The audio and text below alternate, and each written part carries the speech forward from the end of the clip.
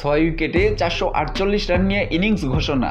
এরপর সেই দল হারবে তা শুধু স্কোরবোর্ড দেখে কতজনই বা অনুমান করতে পারবেন। তবে দলটা পাকিস্তান বলে এভাবে হারা অসম্ভব নয়, তার উপর আছে বাংলাদেশের দাপুটে ক্রিকেট। তবে বাংলাদেশের 10 উইকেটের জয়ে টাইগারদের কৃতিত্বের পাশাপাশি পাকিস্তানেরও আছে দায়। প্রথম ইনিংসে 4 উইকেট হাতে রেখেও দলটি ইনিংস ঘোষণা করে। এরপর বাংলাদেশ লিড দিলে স্বাগতিকদের হয় ব্যাটিং বিপর্যয়। এভাবে ইনিংস ঘোষণা করে ম্যাচ হারের পর ভারতের আকাশ চোপড়ার কটাক্ষের শিকার হতে হয় পাকিস্তান দলকে।